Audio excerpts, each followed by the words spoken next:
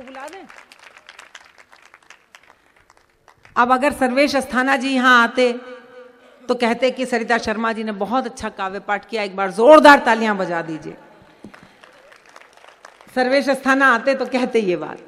चलिए खैर, आप समझ गए। मैं यहाँ इसलिए रुकी हुई हूं कि मैं हास्य व्यंग के दुनिया भर में चर्चित और लोकप्रिय उस व्यक्तित्व को यहाँ पर बुलाना चाहती हूँ जिसे उनका अपना शहर लखनऊ बेहद प्यार करता है। दुनिया भर में लखनऊ की बहुत अजीम शान है, लेकिन उस शान को सिर्फ बढ़ाने का ही काम उन्होंने किया है। सर्वेश अस्थाना जी को मैं यहाँ पुकार रही हूँ। वो मुशायरों में भी जाते हैं और कवि सम्मेलनों में भी जाते हैं, मज़ाहिया शायरी भी करते हैं और कविता भी करते हैं। मैं 4 पंक्तियों के साथ उन्हें आमंत्रित कर रही हूँ। एक शायर की 4 पंक्तियां याद आती हैं कि जिसने मेरा निकाह पढ़ाया परी के साथ। कहाँ जा रहे हो तुम लोग? बीवी हुई फरार। निकाह परी के साथ हो रहा है मेरा, तुम लोग जा रहे हो? बैठो जी जी। सब परी खोजने चल दिए हैं कि जिसने मेरा निकाह पढ़ाया परी के साथ, बीवी हुई फरार उसी मौलवी के साथ। कितने मजे आ गए इनको पीड़ा में कि बीवी हुई फरार उसी मौलवी के साथ और मैंने भी मारा दाव, हुआ मौलवी भी चित्त, वो मेरी बी के साथ है, मैं उसकी बी के साथ। जोरदार तालियों से आप स्वागत कीजिएगा सर्वेश अस्थाना जी।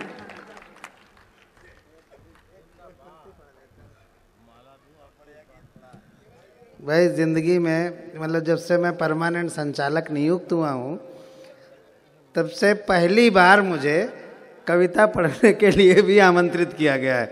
एक बार मेरे लिए संवेदना की तालियां बजाइए। मैं पिछले हजारों वर्षों से इस कवि सम्मेलन का संचालन कर रहा हूँ, लेकिन मुझसे कभी किसी ने ये नहीं कहा कि तुम भी आके कविता पढ़ दो। मैं डॉक्टर सरिता शर्मा जी का बहुत कृतज्ञ हूँ कि उन्होंने मेरी तरफ नज़र इनायत की और मुझे आमंत्रित किया। मैंने ज़िंदगी में सिर्फ एक छंद लिखा है, नहीं भगवान का समय एक लिखा, झूठ आज तक बोला नहीं, सारा कदरा जानता है। एक छंद डॉक्टर साहब लिखा है सिर्फ ज़िंदगी में, अब वो सवैया है कि घनाक्षरी हमका याव नहीं पता, बिल्कुल हमको नहीं पता। हम अपनी बात कहना जानते हैं, मीटरों में बंधना हमने कभी नहीं सीखा और सीखना भी नहीं चाहिए। अगर आपकी अभिव्यक्ति किसी मीटर से दबकर मर जाए तो उस मीटर को अलग रख के गज में नाप दो। मैं एक छंद सुनाता हूँ, ये पहली बार मैं पढ़ भी रहा हूँ, हो सकता है भूलूं भी, क्योंकि आज इस मंच पे भूलने की भी परंपरा हुई है। तो मैं उस परंपरा को निभाऊंगा। सब भूले, तो ये बहुत इसीलिए यहाँ पर भूल भुलैया बनाई गई है कि जो बाहर के लोग आवे वो याद रखें कि यहाँ भूल भुलैया है। एक छंद सुनिए। एक बार साथ प्रेमिका गया सिनेमा को मैं, है छंद है उसमें कुछ है, कुछ है? अरे तब ठीक है, फिर ताली बजाओ जरा सी। एक बार साथ प्रेमिका गया सिनेमा को मैं, साथ साथ फिल्म के मुसीबत भी आ गई। जैसे ही समाप्त हुआ फिल्म में फाइट सीन, मुझे मरियल डरपोक वो बता गई। और हीरो से अधिक तो विलेन पे फिदा हुई वो, मुझ बॉडी बिल्डर को झूला वो झूला गई। अब तालियां तैयार रखना, मैं ये अशोक चारण के स्टाइल में कह रहा हूं, तालियां तैयार रखना लखनऊ के प्यारे लोगों। एक बार साथ प्रेमिका गया सिनेमा को मैं, साथ साथ फिल्म। छंद में ऐसे हाथ चलाया जाता है, नहीं तो छंद कंप्लीट नहीं मानी जाती है। हाँ हाँ। एक बार साथ प्रेमिका गया सिनेमा को मैं, साथ साथ फिल्म के मुसीबत भी आ गई।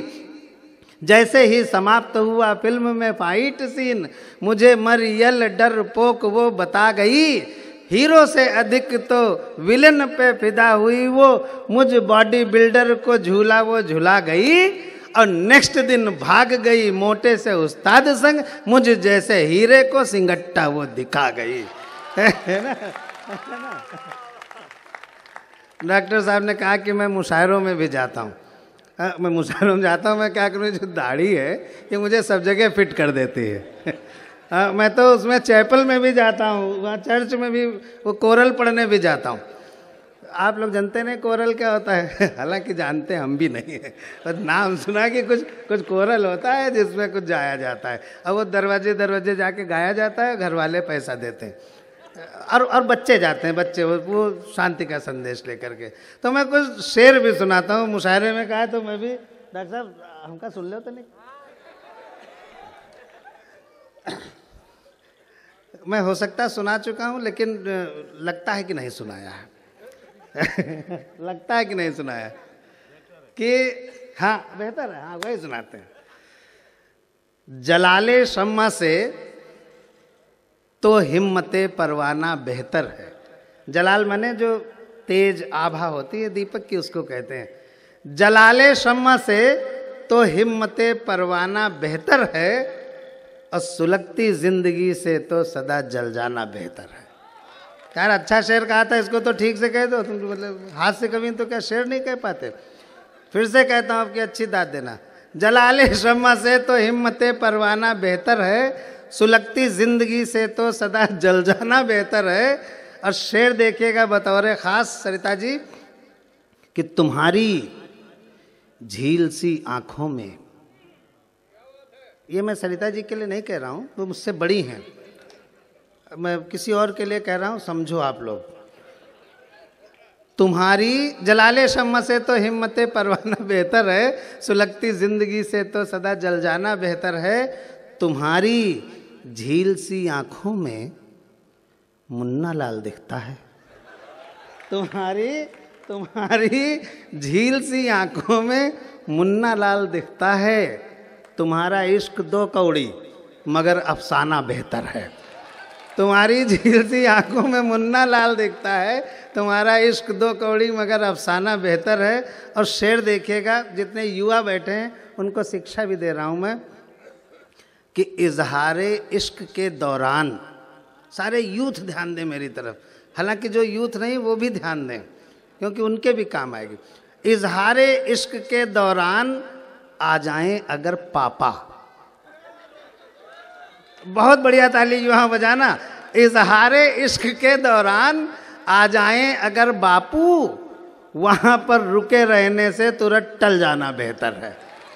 तुम्हारी वहां पर रुके रहने से तुरंत टल जाना बेहतर है। और ये शेर देखिएगा क्या अद्भुत शेर हो गया है कि अगर मालूम हो बैठा है पहले से ही प्रतिद्वंदी, प्रतिद्वंदी को मुशायरे में रकीब कहा जाता है और हजरतगंज में राइवल।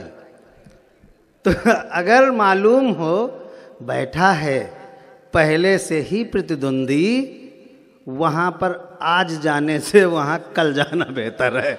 वहाँ पर आज जाने से वहाँ कल जाना बेहतर है। और शेर आखिर, इससे बढ़िया शेर किसी ने नहीं कहा, न सरिता जी ने कहा, न गालिब ने कहा, न मीर ने कहा। और खैर वो बड़े अब्बू जिनको कहा जाता है, क्या नाम उनका, अमीर खुसरो, वो तो सोच भी नहीं सकते। सुनिएगा आखिरी शेर कि है शर्मा भी तेरा आशिक।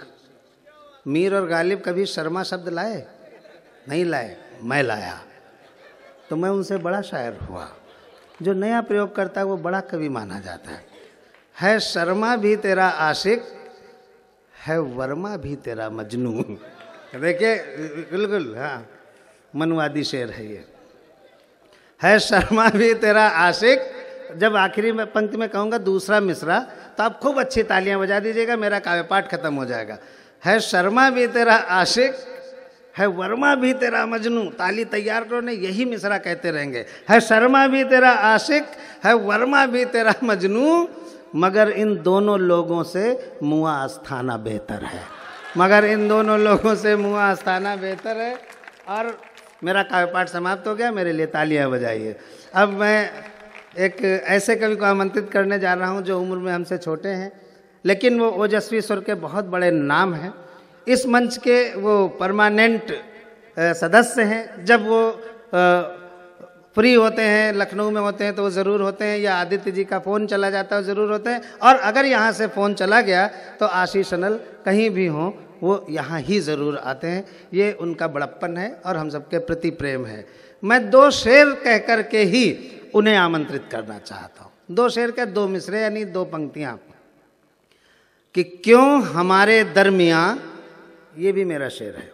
मैं इसलिए शेर कहता हूँ, मैं ईमानदारी से कह रहा हूँ कि लोगों ने उर्दू को, कुछ लोगों ने अपनी बपौती बना रखी है कि उर्दू हमारे सिवा कोई नहीं पढ़ सकता। मैं उनसे ये कहना चाहता हूँ कि कोई भी भाषा किसी की बपौती नहीं हो सकती। कोई भी व्यक्ति किसी भी भाषा में सिद्धस्त बनने की कोशिश कर सकता है। डॉक्टर नीरज शुक्ला जी बैठे हैं, वो अरबी फारसी विश्वविद्यालय में वहाँ पर प्रोफेसर हैं और डॉक्टर नीरज शुक्ला हैं। यही मैं कह रहा हूँ कि उर्दू भी पढ़ो, सीखो सब जने। अगर आपने उर्दू नहीं सीखी, पढ़ी, तो जिस तरह की स्थितियां हैं, थोड़े दिन बाद पोस्टर चिपकेंगे और आप लोग पढ़ नहीं पाएंगे कि इस पे लिखा क्या है। इसलिए सावधान, उर्दू पढ़नी पड़ेगी आपको। मैं 2 पंक्तियों से बुलाता हूँ।